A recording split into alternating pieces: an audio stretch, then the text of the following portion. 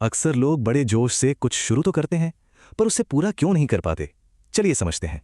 ये सवाल शायद कई लोगों के मन में आता होगा कि आखिर शुरुआत के बाद गाड़ी रुक क्यों जाती है। और सच तो ये है कि 97% लोग पूरी जिंदगी इसी जाल में फंसे रह जाते हैं। इस चक्कर में सारे सपने बस एक लाइन के नीचे दब जाते हैं, कल से पक्का शुरू करूंगा। तो दिक्कत टैलेंट की नहीं है, बल्कि मोटिवेशन के धोखे में आने की है। देखिए, जोश तो एक नशे जैसा है जो उतर जाता है। अनुशासन वो सिस्टम है जो तब भी काम करता है।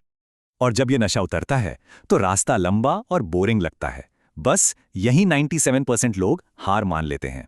तो फिर वो 3% लोग कामयाब कैसे होते हैं? उनके पास कोई जादू की छड़ी नहीं है। उनका सीक्रेट है बोरिंग काम को भी करने की जबरदस्त काबिलियत। नेपोलियन हिल इसी को परसिस्टेंस या दृढ़ता कहते हैं। उनके हिसाब से ये प्रेरणा से भी ज्यादा जरूरी है। तो नेपोलियन हिल ने इस दृढ़ता को बनाने के लिए 7 कदम बताए हैं। पहला, एक बिल्कुल साफ लक्ष्य होना चाहिए, कोई अधूरी ख्वाहिश नहीं। दूसरा, एक पक्का प्लान बनाइए और लक्ष्य को रोज के छोटे छोटे कामों में तोड़ दीजिए। फिर आती है दृढ़ता, और साथ में ऐसे लोग जो आपको आगे बढ़ाएं। और आखिर में तेजी से फैसले लें और सोचने से ज्यादा काम पर फोकस करें। इस बात को एक छोटी सी कहानी से समझते हैं। उसका नियम बहुत सीधा था, हर दिन बस एक पत्थर पहाड़ की चोटी पर ले जाना। पहले महीने लोग हंसे, 1 साल बाद भी मजाक उड़ाया, पर 5 साल बाद एक चमत्कार हुआ। गांव वाले हैरान रह गए। उन्होंने पूछा, भाई ये जादू तुमने कैसे कर दिया? कारीगर का जवाब सिंपल था, ये जादू नहीं, ये तो हिसाब है, गणित है। तो चलिए अब इन बातों को एक 90 दिन के एक्शन प्लान में बदलते हैं।